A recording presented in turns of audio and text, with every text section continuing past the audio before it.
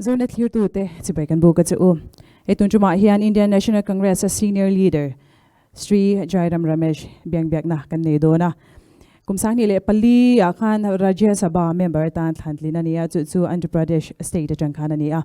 Dito ang politics sa ahian no maanga to ma aton syate atam ani hi economist ni ang hian finance minister te tin prime minister advisor te polo ni to China ni na poy mo taktakat sila tinani hi Ministry of Environment and Forest and Drinking Water and Sanitation te polo sang to atin sumipiala ma chuan planning commission lama hian Ministry of Industry and Other Economic Wings of India lama te po ni na poy mo taktak halo sel to book ani. Thank you, sir, for speaking with Zonet TV. My pleasure. First of all, I would like to ask you that is democracy of India under threat? Yes, indeed, Constitution is under threat. The democracy is under threat ever since 2014. But in the last few years, the threat has become even more acute. The assault has become even more serious.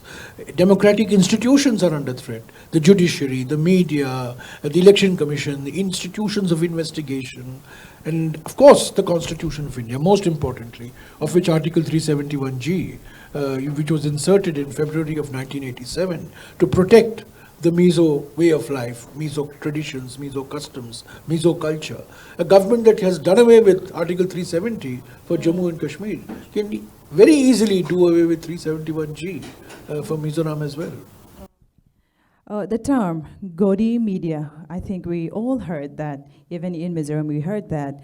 And some are saying that there is no reliable TV news channel. Is this true? If so, what can be the reactions of the Indian? It's a colorful way of describing it, but the fact of the matter is that the media has become exceedingly biased. And anchors have become political spokespersons for the ruling party. Most anchors, I'm not saying you excluded, I'm not of course including you, but there are, unfortunately, it is the truth that investigative media is no longer the order of the day. The time in which the media would ask questions of the government, the type of questions that the media asked Dr. Manmohan Singh, for example, or Mr. Narasimha Rao, or even Mr. Vajpayee, that has stopped. Mr. Modi, of course, has not given a press conference in the last 10 years. He's the first Prime Minister never to have given a press conference, a formal press conference. He's of course given interviews where the questions are written down, the answers are written down, and then there is a photo opportunity, to show that there is an interaction. But sadly, there are pockets of resistance in the media. There are pockets of resistance on television and of course in digital media and the social media. But by and large, sadly, the media has become, unabashed, unshamed spokesman and adherents of the government's point of view. That shouldn't be the case. So how should the citizen of India react to that? Sorry? How should the citizen of India react? What is the citizen of India? What is the citizen of India being bombarded with, subjected to? Constant propaganda on behalf of one individual, of one man. We have become one nation, one party. We have become one nation, one leader. And that's what the media has also, become. It's projecting one person, the cult of the personality, the cult of the authoritarian figure. And the citizen, of course, the citizen has to make an independent choice because democracy depends on citizenship. Democracy depends on educated, aware, intelligent citizens. But if the citizens are going to be bombarded with disinformation, and they're going to be bombarded with propaganda on behalf of one individual, of one party, then certainly democracy is under threat. All right. So we have the external minister, Dr. S. Jaishankar, here addressing the media and interaction yesterday. He basically said that there is all-round development in India under BJP. How do you react to this? All-round development, yes, he was mentioning that. If there is all-round development, why hasn't the Prime Minister visited Manipur for 11 months? He should answer that question. Why has the Prime Minister not visited for 11 months, ever since Manipur blew up on the 3rd of May 2023, where hundreds of people were killed, thousands of people were displaced, property was lost, fear and intimidation stalked the state, communities look upon each other suspiciously, you can't move about freely in the state, and the Prime Minister has not visited the state, he has not spoken on the state. Why did the Prime Minister give a clean chit to China publicly on the 19th of June 2020? Why are farmers protesting on the roads? Why is one youth committing suicide every 2 hours? Why do we have record unemployment levels over the last 45 years? Why do we have atrocities on scheduled castes and scheduled tribes particularly? I mean, this is the track record of the last 10 years, which, no amount of propaganda will whitewash. This is the reality that people are being subject to. Women, youth, workers, farmers, and of course, people belonging to, the weaker sections of society like scheduled castes, scheduled tribes and OBCs. The very idea of India, what the External Affairs Minister doesn't realize. I mean, he realizes, he's a smart man. He realizes, but he's keeping quiet because he's now become, a BJP member.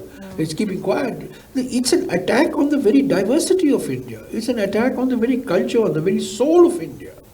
And India is a land, is a nation of many cultures. It's a nation of many religions, many languages, many castes, many communities, many regions. We are one nation, no doubt about it. However, we are a nation defined by our diversity.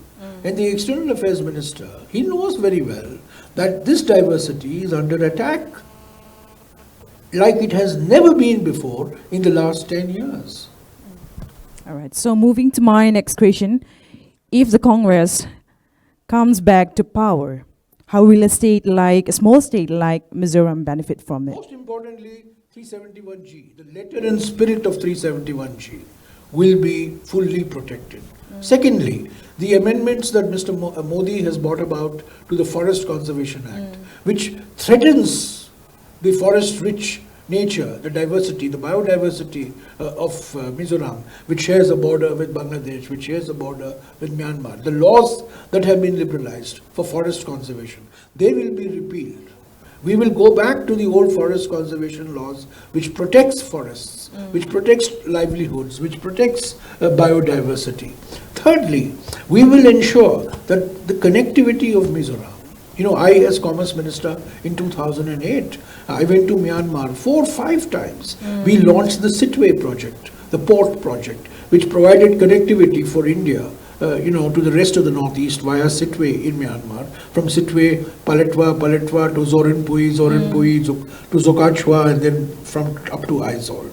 Now, because of the problems in Myanmar, this project, it was commissioned last year finally, but it was started in 2008 when Dr. Manmohan Singh sent me to Myanmar. So we have to ensure that Mizoram's connectivity to the rest of the country, to the rest of the Northeast, to East Asia, Southeast Asia, this is how people of Mizoram are going to prosper. The youth are going to get jobs. So I think the Congress Party, the most fundamentally what we will do is to protect the Mizo way of life, Mizo customs, Mizo cultures, and this is what we did when we introduced Article 371G, after the peace accord with Mr. Rajiv Gandhi and Laltenga signed. I think we should speak about Manipur as well. Though we have mentioned a few points, our neighboring state Manipur is burning, and it affects our state as well in so many ways. If the Congress comes to power, how will you solve Manipur problem? 11 months, in spite of having such a huge majority in the 2022 assembly elections, the BJP swept the Kuki areas. They swept the Naga Hills along with the allies. They swept the valley. They got, I think out of 60, they must have got about, if I remember right, at least 45, between 45 and 50 seats. In spite of having such a majority, within 15 months, this double-engine government in Manipur completely blew up. Hundreds killed, thousands displaced, property, places of worship were burnt down deliberately. This is the politics of prejudice, politics of hatred, politics of polarization, politics of divisiveness. This is what the Congress party will stop. And the Congress party will provide a sensitive government, an effective government. Remember that under 15 years of Ibobi Singh, there was relative peace and harmony, and the Kukis and the Nagas and the Meiteis were living, in harmony with each other. Mizoram was not threatened by what was happening in Manipur. Just as an example. So I think this is the importance of a Congress government. The Congress takes people along. It unites, it recognizes, respects diversity. The BJP is only interested in one language, one nation, one language, one nation, one religion, one nation, one culture. I mean, this is not India. India is, as I said repeatedly, India is defined by its many diversities. And that has been rejected by the BJP in the last 10 years. All right, so we have seen two-states theory in many other conflicted regions. Is this theory the solution? No, I think the Constitution of India has to be respected. People's aspirations have to be fulfilled. I'll give you an example. You're talking of Manipur. We provided for 6 autonomous district councils. Elections to the ADCs have not been held since 2015. Since 2017, the Congress has not been in power. The last time the Congress was in power, it held elections to the ADCs. It is the ADCs which gives people a sense of participation, sense of governance, the alienation from the government. I mean, it's an extraordinary situation that the BJP has got 10 Kuki MLAs, 10 seats reserved, in the Kuki areas. All of them vote for the BJP, and they are most dissatisfied with the BJP. I can't understand. I can't understand how, with having such a majority, the situation was allowed to go out of hand. The Supreme Court said there has been a complete breakdown of constitutional machinery. I think the first thing is the healing touch must come from the Prime Minister. Then there must be open, transparent discussions amongst various communities. Civil society must be involved. We must engage, we must listen to people's fears and concerns, and most importantly, we must respect each other, each other's religions, each other's cultures, each other's way of life. That has been missing since the BJP came to power in Manipur. I presume you were asking me about Manipur. Yes. Yesterday, the External Affairs Minister even mentioned that Manipur is still not improving. He's saying that. Absolutely. He gave a statement that. Do you want to give comments on that? No, you look at Manipur, you look at Nagaland, what has happened in Nagaland. Look at what has happened in Nagaland. In 2015, the Prime Minister signs a framework agreement with one group. Then in 2017, he signs another agreement with another group. In 2022, he signs a third agreement with a third group. I mean, this is bluff and rule. And today you see what has happened in Nagaland. The Eastern Nagaland ENPO organization has said that they don't want to participate in the electoral process. It's a damaging commentary on the way this double-engine government. They have the NDPP is very much NDA, part of the NDA. In spite of having an NDA ally in power in Nagaland and being in power in Delhi for so long, you've allowed the situation in Nagaland also to deteriorate. So what's happened in Manipur, what's happened in Nagaland will happen in state after state of the Northeast.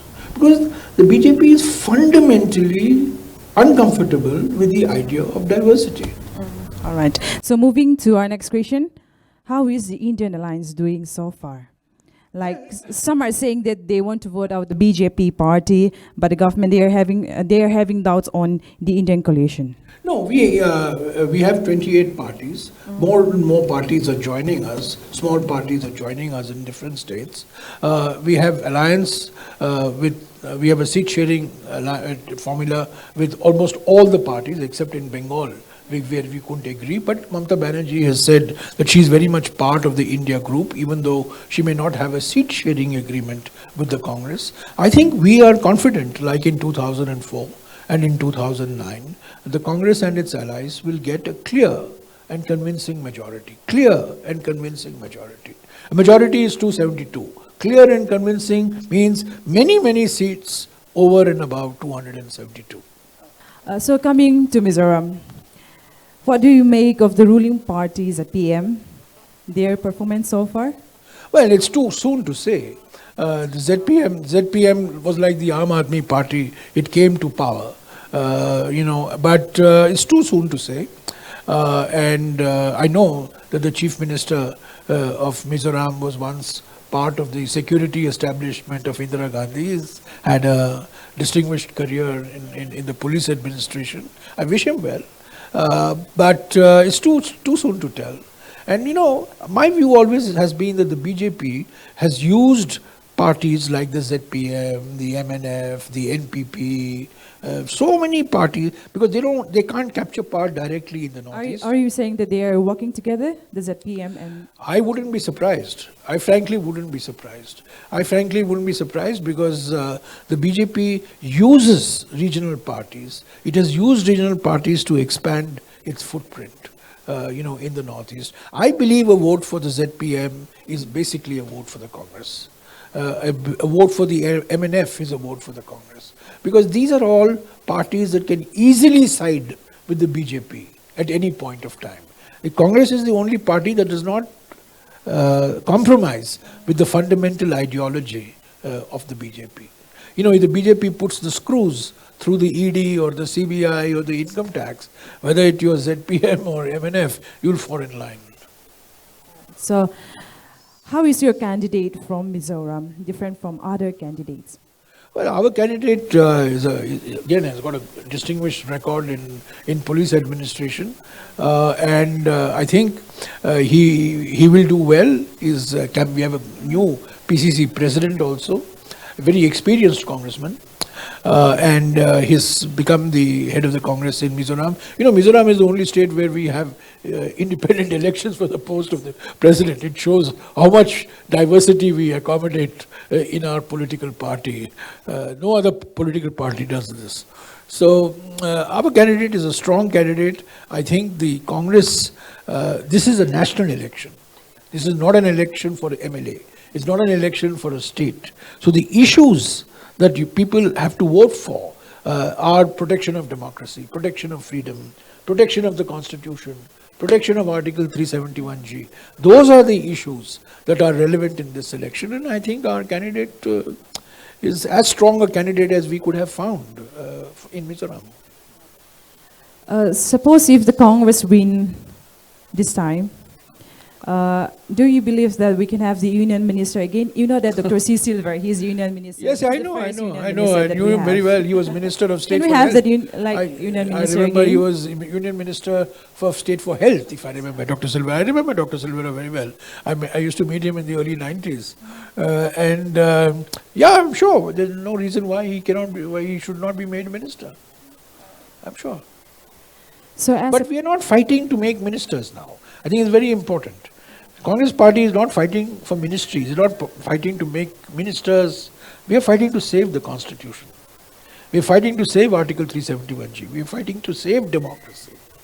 Now, parties will win, cabinets will be formed, ministers will be appointed, but that is not the be-all and end-all, of election.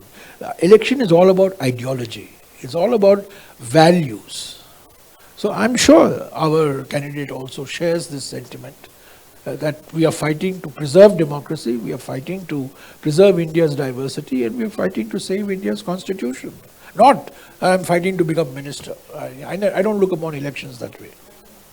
So what is the most interesting thing that you find in politics? What is the most interesting thing I find in politics? Yes. Well, you meet different people. You meet different sets of people, and you get an opportunity of interacting with people who have different concerns, different viewpoints. And the most important thing that I've learned over the long years I've been in politics, I've just turned 70 a couple of days ago, in the long years that I've been in politics, is that you've got to have the ability to listen. You started your journey in 1998, right? The early 90s. That means it's been 26 years. Yeah, around. 98 formally, but 91 from 91 to 98 I was informal, but formal institutionally from 98 onwards. So it's about 26 years. So the ability to listen is very important. The ability to listen is very important, and the ability to bring together different points of view and find a way forward is very important. Politics is not about imposing your will, like Mr. Modi believes. It's my way or the highway. That's not politics. That is authoritarianism. Politics is about mediating conflicts. Politics is about seeking compromises. Politics, as I said, taking people along with you, persuading people. Politics is ultimately an exercise in persuasion. Mr. Modi tries to communicate, he doesn't persuade. He's a demagogue. So his brand of politics is demagoguery, it's not politics. Okay. So you are not only a politician, you are an author. You have published around how many books? This interview is about me or the Congress party? Both. We should separate it out. You should ask me about the Congress party. Can I continue my question? Yes, please. All right. So you're not only a politician, you're an author. You have published around 4 or 5 books. 8. 8 books. Since you asked. So your first publication was in the year 2005, right? Yeah, I did one publication in 2002. And then I did one in 2005. But I became a serious author. Mr. Modi is responsible for becoming responsible for my becoming an author, because in 2014 he got elected. So therefore I had a little more time on my hands. I was not a minister anymore. I was an MP. So from 2014 to 2023, I wrote 8 books in 8 years. So that's one book that I want to stress. One book a year. Back in 2005, you have published the book called Making Sense of Chindia. It was about China and India. Yeah. It was a reflection of That's China in 2005. But that was a collection of essays. What is that book all about? That is a collection of essays comparing India and China, how they have evolved economically, what has been their historic relations, what has been the differences between the two countries, what has been the interactions between the two countries, going back to the era of the Buddha. So, as I said, I don't look upon my first 2 books as serious. Those were really a series of newspaper articles which I put together as a book. My serious life as an author begins only in 2015. So between 2015 and 2023, as I said, I did 8 books. So, on various topics, on economics, on environment. My last book was on the Buddha. Oh, really? Yeah, Buddha. so it was, a book on, a poem I should on have the read Buddha. that. Yeah, you should read that actually. So you are a politician and a well-known economist, an author, and an anchor for several programs. You've done your homework very well. Yes, you have hosted several programs. So you have done loads and loads of things in your life. Which part of your life is the most interesting thing? Which is the most interesting thing? Yes. Being an author, an anchor, a politician, or an economist. Life has been good to me. God has been very kind to me. I've been very lucky. I've had many opportunities thanks to the Congress party, thanks to my leader, Srimati Sonia Gandhi, who was responsible for my being in Parliament and for making, she and Dr. Manmohan Singh were responsible for making me a minister. So that period when I was a minister from 2006 to 2014, period of 8 years, was an interesting period. I enjoyed 2014 to 2023. I really enjoyed writing the books because, I wrote a biography of Indira Gandhi. I wrote a biography, I wrote 3 biographies. Then I wrote a book on the environment. I wrote a book on Buddha, which was very, very interesting. And, it gave me a lot of peace of mind also to write that book. So, I look upon every day as a challenge. It's not as if, I look back with regret. Life has been good. A lot of opportunities have been given to me. And I've tried in my own way to make the best use of those opportunities, not only for myself, but for the party to which I belong. Ultimately, my identity today is derived from being in the Congress party. So I cannot dissociate myself from the ideology and the values and the history because of the of the Congress party. And I'm basically in the Congress party because of Jawaharlal Nehru and my fascination with Jawaharlal Nehru. So you are 70 years young. Don't remember. right now. Don't remind me of it. Only 70 years young. I believe that you have a plan in the future, for the upcoming future, as a politician. No, I don't. See, I have... or as an author.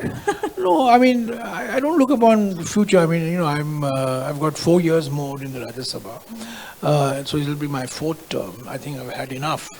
No, I'm content. I think whatever I've done as an author, as a minister, I've made some contribution. So I don't have any ambitions of becoming a minister. My only ambition now is that the Congress party must win the election. We must defeat the BJP. I'm not in this election to see that I become a minister or get a post. It just doesn't bother me at all. See, I lost my wife 5 years ago, and that changed my whole mindset to life also. So that was when I lost my wife in 2019, just before the previous election. She died all of a sudden. And after that, my whole approach was different. So today, when I look at this election, I'm not looking at it from the point of view of I'm going to be a minister, or I'm going to do this. No, I really, genuinely believe that the BJP's idea of India is dangerous for India. I genuinely believe that they want to make India a completely different country, a different society than the way it has been for 2,000, 3,000 years. So that's what really motivates me, morning, afternoon, evening. So we will wrap up the interview. Any message for the viewers? Jairam in Mizoram.